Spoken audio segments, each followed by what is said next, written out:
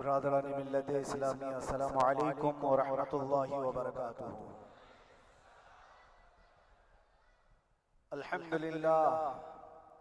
अल्हम्दुलिल्लाहिल हन्नानिल mannan अल्लज़ी खलक़ल इंसान व अल्लमहुल बयान वस्सलातु वस्सलामु अला रसूलिही सय्यिदिल इंसी वल जान व अला आलिही व अस्हाबिही ज़विल खैरि वल इहसान, अम्मा बअद।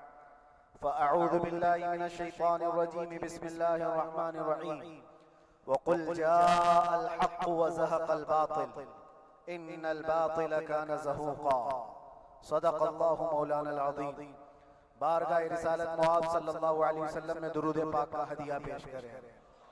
अल्लाहुम्मा सल्लि अला सय्यिदिना व मौलाना मुहम्मदिन मअदनिल जूदि वल करम व आलिहि व अस्हाबिहिल किराम व इब्निहिल करीम व बारिक व सल्लिम सलातन दाइमतन सरमदन अबदा। अज़ीज़ान गिरामी वक़ार, मैं चाहता हूँ जहाँ पर आकर हम रुके थे वहीं से हम फिर आगे बढ़ते हैं। हम रुके थे कहाँ आकर, कुछ देर की खामोशी, उसके बाद हम आगे बढ़ते हैं। इसलिए कि मुझे कोई शेर अब याद कराने की जरूरत नहीं और ना ही किसी के सामने कुछ बोलने की जरूरत है। हालात तो ऐसे थे कि जो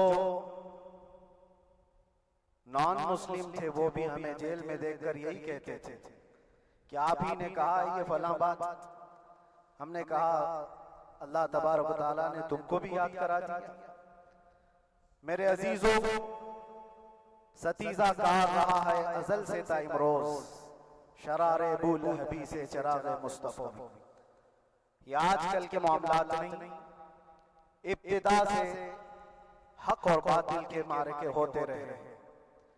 लेकिन एक बात मैं आप सबको बताना चाहता हूं, मुजफ्फर को मुक़य्यद न समझ ऐसे याद।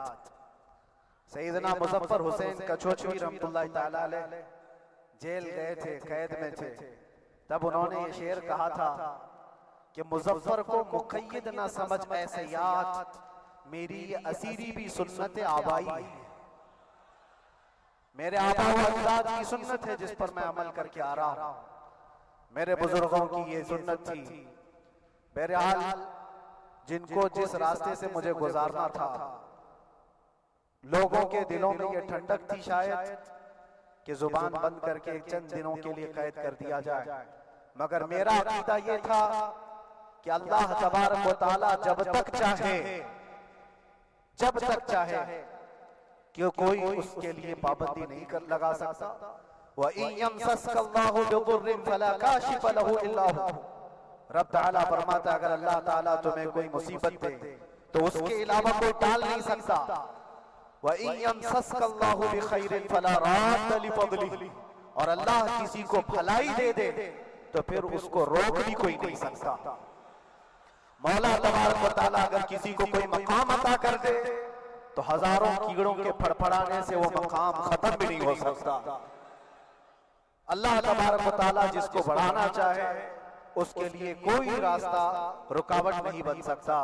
इसलिए कि हमने तारीख में देखा है पैबंद लगे कपड़े पहनने वाले, पैरों में चप्पल नहीं थे, जिनके नाखून तक उखड़ जाते थे, लेकिन वो जब चलते थे कैसर और किसरा भी कांपते थे। जिनका ये नारा था चल न सकते थे जंग में अगर अड़ जाते थे, पांव शेरों के भी मैदान से उखड़ जाते थे, हक से सरकश हुआ कोई तो बिगड़ जाते थे।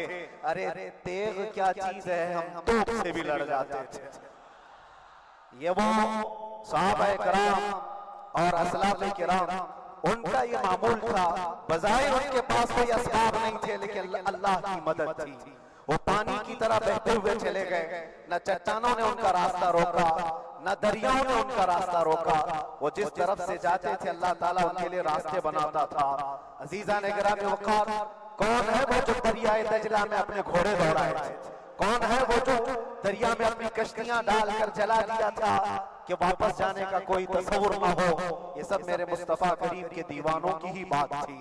इसीलिए आज भी दुनिया घबराती है तो शाने लोगों से नहीं, दीवानों से ही घबराती है।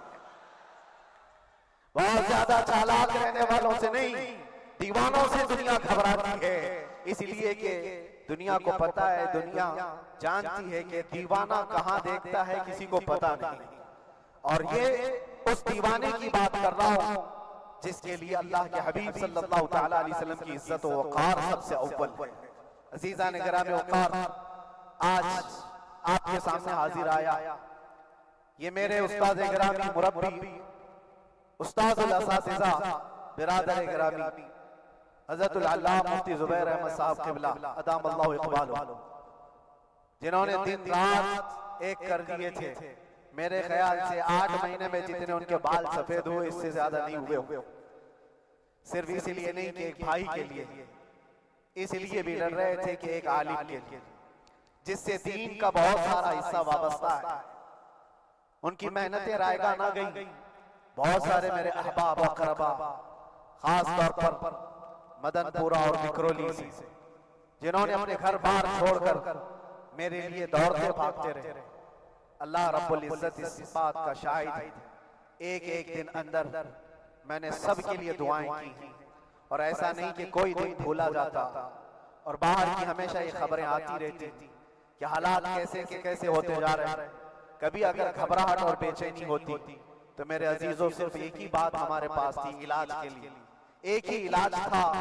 जब बेचैनी बढ़ जाती, अपनों से राब्ता नहीं हो पाता और किसी के खबर ना पहुंचती, खाने पीने की तकलीफें, रहने सहने की मुसीबतें जब सर पर आती, तो एक ही इलाज था, उनके निसार कोई कैसे ही रंज में हो, उनके निसार कोई कैसे ही रंज में हो। जब याद आ गए हैं सब गम भुला दिए हैं, जब याद आ गए हैं सब गम भुला दिए हैं। उस रसूल मुहतरम सल्लल्लाहु तआला अलैहि वसल्लम का एहसान अजीम है। बार बार मुझे ये एहसास होता रहा, पूरी दुनिया अगर छोड़ दे, मगर यकीन था आमिना का लाल कभी नहीं छोड़ा, और छोड़ा भी नहीं, और छोड़ा भी नहीं। हर रात जो हमारा मामूल था, हमने जो देखा, हमारी पिछली जिंदगी में हमने उतने अजायबात नहीं देखे होंगे जो 8 महीने के अंदर हमने देखे। नबी पाक सल्लल्लाहु तआला अलैहि वसल्लम के इनामात और इकरामात, रब तबारक व तआला की मदद से दिल मजबूत होता है। अजीज़ान गिरामी, हमने तो वहां ऐसे लोगों को देखा जो डिप्रेशन का शिकार होकर काफिर भी हो गए, और हालात से घबरा करके वो इनकार कर बैठे, कोई खुदा नहीं है, कोई मदद नहीं आती है। ऐसे हालात वहां देखे, लेकिन उन हालात में भी अल्लाह तबारक व तआला की मदद साथ रही। रसूल पाक सल्लल्लाहु तआला अलैहि वसल्लम का इनाम और इकराम ये था कि जिस तरह से गए थे उसी तरह से वापस भी आए, जिस तरह से गए थे वैसी वापस आए। और ना मेरे मुस्तफा ने बाहर मेरी इज्जत में कमी की, ना अंदर इज्जत में कमी की, कहीं पर भी नहीं। अल्हम्दुलिल्लाह, जिस शान के साथ रसूल पाक सल्लल्लाहु तआला अलैहि वसल्लम अपने चाहने वालों को रखते हैं, वो मैंने दुनिया में देखा। और फिर ये अर्ज किया, आका आज आपकी इज्जत पर बात करने वाले को, चाहे वो 1000 काल कोठरी के अंदर हो, आप इज्जत के साथ बिठाते हैं, तो फिर क़यामत के दिन उसकी इज्जत का क्या हाल होगा। अर्श हक है मसनद रिफात रसूलुल्लाह की, देखनी है हश्र में इज्जत रसूलुल्लाह की। मेरे अजीजों, एक बात को तय करके चलो, उन्हें जाना, उन्हें माना, न रखा गैर से काम। लिल्लाहिल हम्द, मैं दुनिया से मुसलमान गया उस एक बात में जो इज्जत है, दुनिया के किसी मकाम और मनसब और मर्तबे में इज्जत नहीं। और हालात दुनिया इंशाअल्लाह मैं सुनाता रहूंगा। अल्लाह तबारक व तआला जब तक ये जुबान रखा है, हक बोलते रहे और सुनाते रहेंगे, और भी हालात आपको इंशाअल्लाह आगे सुनाते रहेंगे। लेकिन आज खुसूसियत के साथ मैं जुमा के लिए इसीलिए हाजिर आया कि यहाँ के लोग पल पल याद करते रहे। हजरत मुझे हर बार खबर देते कि जब नमाज से फारिग होकर के मैं निकलूं तो मुझे लोग पकड़ लेते, क्या हुआ, अब क्या खबर है। तो जिस कदर आपकी बेचैनी थी, बेकरारी थी, मेरे अजीजों, मुझे भी मिलने की बेचैनी और बेकरारी थी। लेकिन ये एक स्टेज था जिससे गुजारा गया, एक मकाम था जिससे गुजारा गया। मैं तो एक कम्मा आदमी, मैं तो एक कम पढ़ा हुआ, लेकिन आपको बुजुर्गान दीन की अगर तारीख पता हो, इमाम आजम अबू हनीफा रज़ियल्लाहु ताला जिनको नाहक जेल में रखा गया था, इमाम मूसा काज़िम रज़ियल्लाहु ताला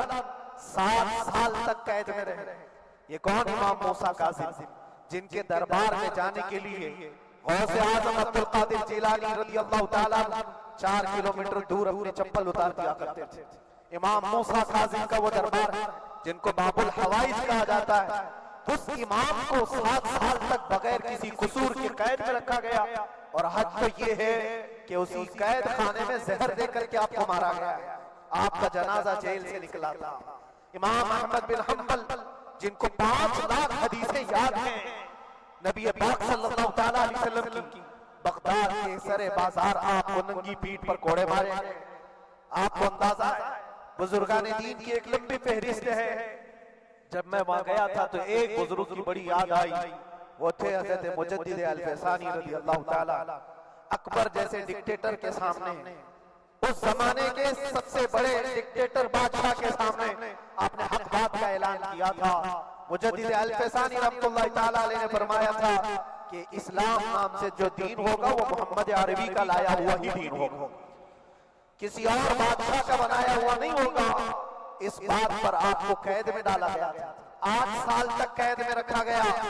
8 साल में बादशाह मर भी गया, बेटा बादशाह बना, लेकिन किसी ने आकर जहांगीर के सामने ये बात रखी कि आपके बाप ने जिस मौलाना को कैद में डाला था ग्वालियर की जेल में, 8 साल में जेल का नक्शा बदला हुआ है।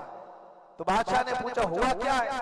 कहा कि उस मौलाना ने 8 साल में तकरीबन 700 कैदियों को आलिम बना दिया है। दरसे हदीस, दरसे तफसीर, कुरान का इल्म, नमाज़ें जमातों से वहां इस तरह अदा होती है जैसे लगता है गुंबद खजरा की छांव में है। रब तबारक व तआला का एहसान अजीम था। इन 8 महीनों में बिहम्दी ताला मैंने अपनी लाइफ में कभी इतनी इमामत नहीं की थी जितनी वहां इमामत की। इसलिए कि पाबंदी नहीं हो पाती। जब जब इमाम रहा मस्जिद में छुट्टियां हुआ करती थी, इधर उधर आना जाना, लेकिन वहां पर कभी किसी नमाज में छुट्टी नहीं हुई। और इमामत अल्लाह तबारक व तआला को जहां लेना है वहां लेता है। और मुझे इस बात का थोड़ा कल्क था। 24 साल से मैं तरावी सुना रहा था। 24 साल, 24 तरावी हो चुकी थी। रमजानुल मुबारक का 24 गुजर चुके थे। 25वां साल था। जालिमों ने मुझे रमजान से पहले अंदर कर दिया। बार बार ये ख्वाहिश होती थी कि मेरी तरावी छूटने ना पाए। 25वीं तरावी है, 25वीं मेहराब, लेकिन रब तबारक व तआला का एहसान, अंदर मौजूद सारे मुसलमानों ने मुतालबा किया कि हम यहाँ जमात से तरावी कायम करें। और अब तक लोग अलम तरा कैफ वाली तरावी कभी कभार पढ़ लिया करते, लेकिन सारे लोगों ने मिल करके इत्तेफाकन कहा कि हम पूरा कुरान आपसे सुनना चाहते हैं। कैसे कैसे कैदी थे, कैसे कैसे क्राइम वाले थे। मैंने कहा आज मैं एक दिन पढ़ाता हूँ, एक पारा पढ़ूंगा, आपको अगर लगे तो बता देना, भारी पड़ जाए, क्योंकि लोग सारे क्रिमिनल हैं और कई तरह के जराइम किए हुए लोग। नमाज दीन से कहां ज्यादा रिश्ता, कहां हो सकता है ये घबरा कर भाग जाएं। एक दिन पढ़ाऊंगा, अगर आपको लगे तो बोल देना, नहीं तो कल से अलम तरा। पहले दिन तरावी पढ़ाए, दूसरे दिन सारे लोगों ने कहा आपने एक पारा पढ़ाया है, सहरी तक भी पढ़ाएंगे तो इंशाल्लाह खड़े रहेंगे। ये जो इस्तिकामत, ये सारी चीजें दिलों का जमा होना और हमारी तरफ दिलों को फेर देना बगैर अल्लाह की मदद के नहीं होता। रसूल पाक सल्लल्लाहु ताला अलैहि वसल्लम के करम और एहसान के बगैर नहीं होता। वो तरावी भी पढ़ते रहे, तफसीर कुरान भी सुनते रहे और कुरान की तालीम भी लेते रहे। फिर मुझे अंदाजा ये हुआ कि रब तबारक व तआला की मंशा ये थी कि हमारी तरावी की मेहराब की सिल्वर जुबली जेल के अंदर हो जाए। मुझे इस बात का कोई कल्क नहीं रहा कि मेरी कोई चीज छूट गई। हाँ, ईद, बकरीद, मुहर्रम, ये तमाम चीजें लोगों की याद हो रही थी, रिश्तेदार अहिबा करबा की याद, लेकिन अल्लाह की मर्जी, मेरा रब तबारक व तआला जो पसंद करे उसमें हम राजी। अगर मौला ये चाहता है कि मैं तन्हा पढ़ूं तो उसकी रजा में हम राजी। अगर वो चाहता है कि मजमे हजारों में हम नमाज अदा करें तो उसकी मर्जी पर हम आए। अजीजा ने गिरामी वक़ार, सब्र और सुकून के साथ जो हालात गुजरे उसमें सबसे बड़ा किरदार आप सबकी दुआओं का है। सबकी दुआओं का, मशाइख, सारे पीराने इज़ाम, तमाम सलासिल के और हर मस्जिद के इमाम अपने मेहराब और मिंबर से जो दुआ करते रहे, ये सारा जखीरा मेरे लिए इतना बड़ा है जिसको मैं बयान नहीं कर सकता। हर एक की जानिब से दुआएं, औरतों बच्चों की तरफ से मन्नतें, रोजे, न जाने क्या क्या कर लिया। फिर मुझे अंदाजा हुआ कि सिर्फ अपने आराम, अपनी राहत के लिए फड़फड़ाने से कुछ नहीं होगा। रब तबारक व तआला ये चाहता है कि पूरी उम्मत मिलकर के इस फकीर के लिए दुआ करे, और अल्लाह ताला को जब तक मंजूर था तुम्हारी दुआएं होती रही। बाज लोगों को ये ख्याल भी आया, कुछ मेरे अहब्बा अक़रबा रिश्तेदारों ने भी कहा, इतनी सारी दुआएं हुई, इतनी सारी दुआएं हुई, कबूल क्यों नहीं होती? एक बात याद रखो, पूरी दुनिया मिलकर खड़े होकर दुआ करे।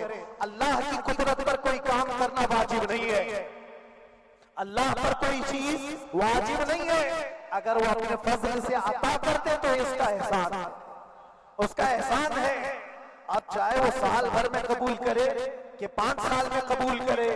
एक बात याद आती है मेरे अजीजों, हमारी कैद तो 8 महीने की होगी, उन बुजुर्गाने दीन की कैद 8 साल 7 साल। इमाम मोहम्मद बिन हसन अस्करी 20 साल तक कैद में रहे, 20 साल तक अंदर सलाखों के पीछे बंद रखा गया। ये अहले बैत अतहार है, अइम्मा इज़ाम, उनकी तकलीफें देखकर फिर हमारी तकलीफ छोटी लगती, और फिर नबी पाक सल्लल्लाहु तआला अलैहि वसल्लम की याद आती। सिर्फ इस बात का हमें फख्र था कि तुमने कभी चोरी के इल्जाम में तो नहीं गिरफ्तार किया, किसी घिनौने इल्जाम में तो नहीं गिरफ्तार किया। हाँ, अगर किसी बात पर गिरफ्तार किया है तो इनसे पूछो तो अब ये बोलने में भी शर्म करते थे। मौलाना को क्यों गिरफ्तार किया है, मौलाना को क्यों अंदर रखा है? शर्म आती है बोलने, क्योंकि उन्होंने कुछ ऐसा बोला था जिसको बोलने में शर्म आती। क्या बोला था मेरे अजीजों, ये एक अलग कहानी है। अभी मैं उस पर कुछ गुफ्तगू नहीं करता, इसलिए कि हर एक को याद हो चुकी, हर एक को याद है। मैं उस कहानी की तरफ नहीं जाता, लेकिन इतना मुझे आज इस मुल्क में रहते हुए एहसास है कि अभी भी इंसाफ खत्म नहीं हुआ है। इंसाफ पूरी तरह खत्म हो जाए तो अल्लाह का अजाब आ जाए, अल्लाह का अजाब आ जाए। चंद लोग नाइंसाफी कर सकते हैं, लेकिन पूरी की पूरे रोए जमीन पर रहने वाले इंसान नाइंसाफी करे, ऐसा नहीं होता। हमारे हक में सुप्रीम की तरफ से जो इंसाफ आया, हमारे दिल में इस कदर जगह है आज, और इस कदर एहसास है कि हमें यह अंदाजा आज भी होता है कि चाहे कुछ भी हो जाए, लेकिन इंसाफ पूरी तरह से मर नहीं सकता, इंसाफ पूरी तरह से मर नहीं सकता।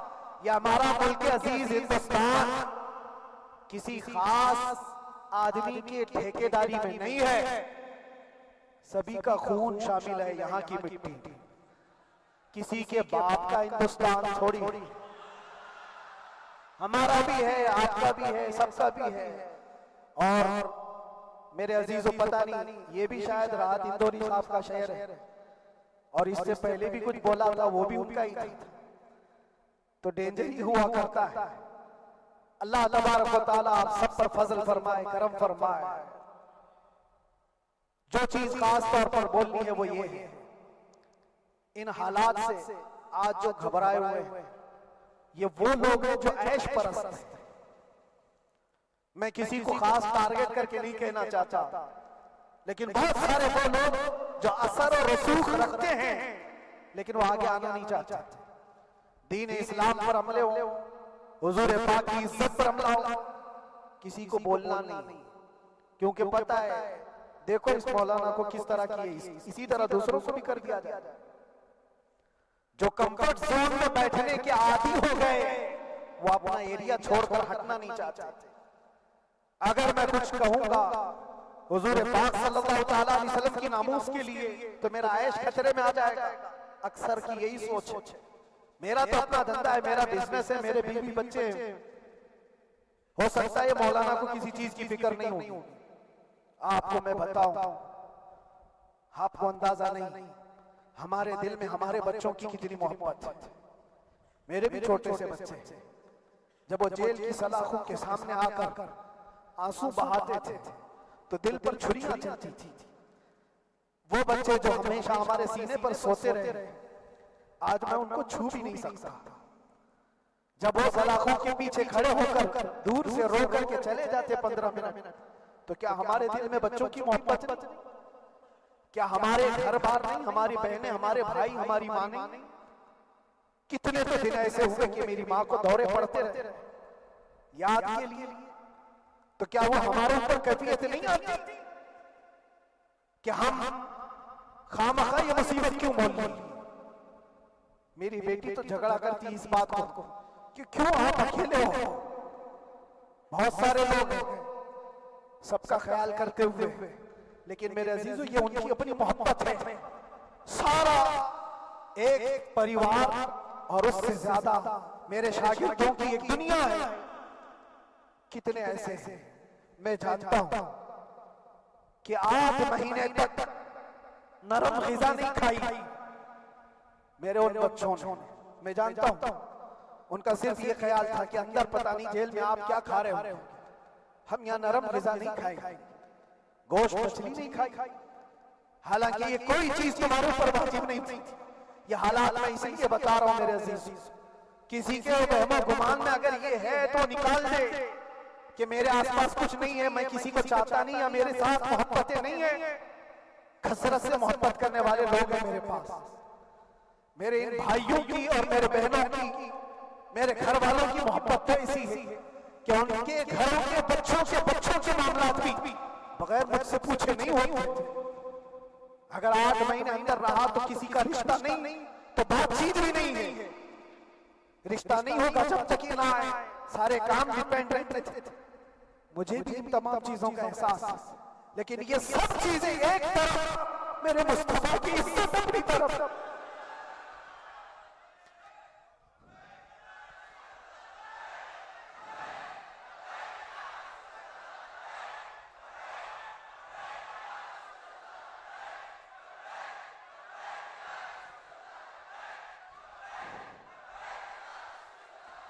मेरे अजीजों,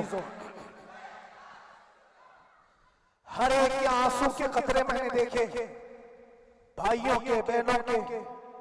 मेरे पास मिलने के लिए मेरे जो शागिर्द आते उनके, ये अक्सर जब जेल की दीवार पर आकर खड़े होते थे, इनकी आंखें लाल, ये आंसू बहाते 15 मिनट मुलाकात करके चले जाते। आपको क्या अंदाजा है अंदर के हालात एक दिन 1 साल के बराबर लगने लगता है। घुटते रहते, लेकिन एक बात का एहसास बार बार होता है कि सारी मोहब्बतें एक तरफ है, लेकिन हम जिसके लिए खड़े हुए हैं उसकी मोहब्बत में कोई समझौता नहीं, उसकी मोहब्बत में कोई समझौता नहीं।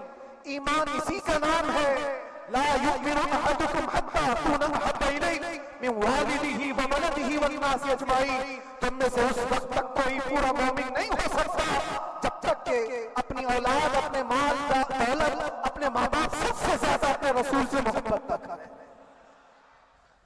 दुआ यही करते रहो, जब हुजूर पाक का मामला आए तो सारी दुनिया एक तरफ हो जाए। मैंने एक वाकया पढ़ा था अंदर ही, हजरत खालिद बिन वलीद रज़ियल्लाहु ताला एक किले पर अचानक हमलावर हुए थे। वो किले में मौजूद जो दुश्मनान इस्लाम थे, उनकी पार्टी चल रही थी। बड़े बड़े कालीन सोफे बिछे हुए, तश्ता में कीमती खाने रखे हुए थे। खालिद बिन वलीद के साथ जो लश्कर है, ये तो वो गरीब सहाबा थे जो पैबंद लगे कपड़े पहनते, एक खजूर पर पूरा दिन गुजारते। जब ये उस किले पर हमलावर हुए तो दुश्मनान इस्लाम जो थे वो मुकाबला करने की हिम्मत ना जुटा सके, भागे सब, सारा माल सब छोड़कर भागे। बगैर किसी जंग के, बगैर किसी कत्ल क़िताल के पूरा किला फतह किया खालिद बिन वलीद। अब सुनो, जो सहाबा थे वो माले गनीमत जमा कर रहे थे, क्योंकि ये अरब के लोग ऐसे महंगे कालीन नहीं देखे थे, ऐसे महंगे सोफे, इतनी कीमती ग़िज़ाएं उन्होंने देखी नहीं थी। सब जमा करने लगे, सब जमा करने लगे। खालिद बिन वलीद ने कहा, खबरदार हाथ मत लगाना, सब हट जाओ। सब हट गए। चंद सहाबा को बुलाए, ये सब जमा करो, इसको आग लगा दो। पूरा माल गनीमत जो था आग लगा दिया। तो जो सहाबा थे वो कहने लगे, क्या ये अच्छा होता है, ये सब में आप तकसीम कर देते, ये बहुत कीमती चीजें हैं, अरब में हम ले जाते तो ये बहुत महंगी चीजें। खालिद बिन वलीद ने क्या कहा जानते हो? कहा अगर तुमको भी इन तमाम चीजों की आदत लग जाए तो तुम भी वैसे भागोगे जैसे ये भागेंगे। ये आज जो हमारा मुकाबला करने की ताकत ना ला सके और भाग गए, उसकी वजह यह है कि वो ऐश परस्त है, अय्याशी उनके अंदर थी, जिसकी वजह से वो खड़े ना हो सके। और जब जब ये अय्याशी आएगी तुम खड़े नहीं हो सकोगे, खड़े नहीं हो सकोगे। आज मैं यही बात दोहराना चाहता हूं, जो बहुत बड़े चेहरे लेकर बैठे हुए वो सियासी असर और रसूख रखने वाले कंफर्ट जोन में रहना चाहता है। मैं चंद लोगों को छोड़ करके अक्सर का हाल ये सोचते हैं कि हमारे इस दायरे से निकलेंगे तो हमारा आयश खतरे में आ जाएगा, घर बार खतरे में आ जाएगा। ये दुनिया की मोहब्बत इंसान को बुज़दिल बनाती है, बुज़दिल बनाती है। इसलिए मेरे अजीजों, आप जब कभी ये बात आए, एक तरफ मेरा पूरा खानदान, एक तरफ मेरे ऐश की जिंदगी और एक तरफ रसूल पाक की इज्जत का मामला, तो आप मुझे बताओ आप किस बात का फैसला लेंगे? इसी बात का फैसला लेना होगा नबी पाक सल्लल्लाहु अलैहि वसल्लम की इज्जत की खातिर। तुम्हें इस बात का फैसला लेना होगा, अपना सब कुछ गुंबद खजरा कल भी था, मेरे नबी से मेरा रिश्ता कल भी था, और बतला दो गुस्ताखे नबी को गैरत सुन्नी जिंदा है, उन पे मर मिटने का जज्बा कल भी था। बस ये जज्बा बाकी रहे। हम किसी को लड़ने के लिए, मरने के लिए, मारने के लिए मैदानों में उतारने की बात नहीं करते। मैं अक्सर अपनी तकरीरों में कहा करता हूं, या आपसे पहले भी किया, अगरचे मेरी तकरीरों को डाइवर्ट किया जाता है, आज भी बहुत लोग होंगे, बल्कि आज मदनपुरा का ये पहला जुमा है। मुझे अंदाजा है पूरा हिंदुस्तान नहीं, बाहर भी सबकी नजरें इस पार है कि आने के बाद ये क्या बोलता है, आने के बाद ये क्या बोलता है। सब इसी इंतजार में। मैं सबको एक ही मैसेज दूंगा, आने के बाद वही बोलेगा जो पहले बोलता था।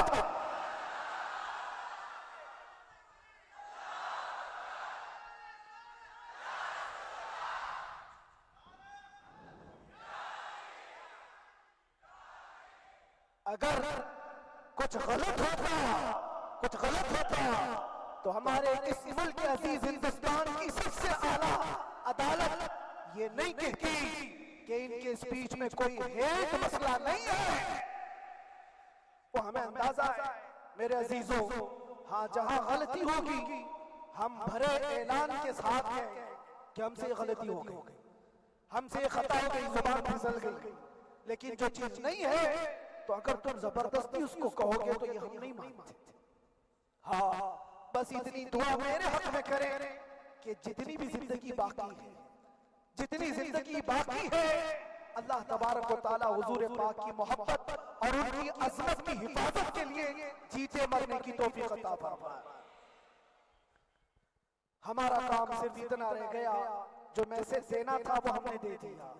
अब जो हालात आ रहे हैं मेरे अजीजों, आप सबके लिए भी मैं एक गुजारिश करूंगा, दीन की तरफ आ जाओ, सच्चाई की तरफ आ जाओ, वरना गाजर मूली की तरह कट जाओगे, खत्म हो जाओ। दीन की तरफ आओ, सच्चाई की तरफ आओ। और इस्लाम ने कहीं पर भी तुम्हें किसी तरह के आतंक और दहशत की तालीम नहीं दी। कहीं पर किसी टेररिस्ट की कोई भी ताल्लुकात नहीं। कहीं मुझे कोई बात बता दो, अगर कोई मुसलमान इस तरह की हरकतें कर जाता है जिसको ये लोग बदनाम करते तो हम समझते हैं उसका इस्लाम से ताल्लुक नहीं होगा। इस्लाम से ताल्लुक होता तो उसके अंदर सिद्दीक अकबर और फारूक आजम की अदा होती। आज आपको वो मुआशरा जिंदा करने की जरूरत है। मैं नौजवानों से कहूंगा, बहुत दिन गुजार लिए टिकटॉक पर मुजरे और तुम्हारे इस इंटरनेट की दुनिया पर जिस तरह तुमने आवारगी करनी है, अब वक्त कम बचा है। आ जाओ मेरे नबी पाक की गुंबद की छांव, इज्जत वहीं पर है, उन्हीं के कदमों में इज्जत है, और यहाँ पर भी है और आखिरत में भी, आखिरत में भी है। बस उस इज्जत के लिए आप सबसे मैं गुजारिश ये करूंगा, सच्चाई की तरफ वापस आ जाओ, सच्चाई की तरफ वापस आ जाओ। जो तुम्हारी नमाजें बाकी हैं उसको पूरी कर लो, इससे पहले कि दुनिया तुम पर नमाज पढ़े, इससे पहले कि तुम्हारे जनाजे की नमाज पढ़ी जाए, अपनी नमाजें कंप्लीट कर लो। और उलमाए ज़वील एहतराम का अदब व एहतराम अपने अंदर रखो।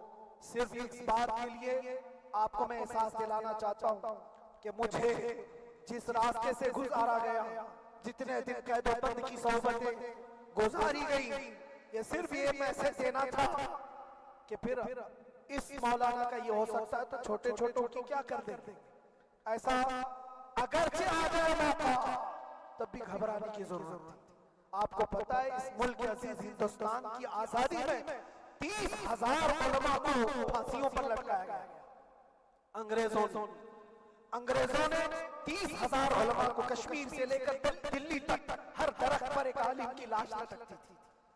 इन्होंने कुर्बानियां दी हैं, कुर्बानियां बुजुर्गान दीन की उलमाए ज़वील एहतराम की हुई है।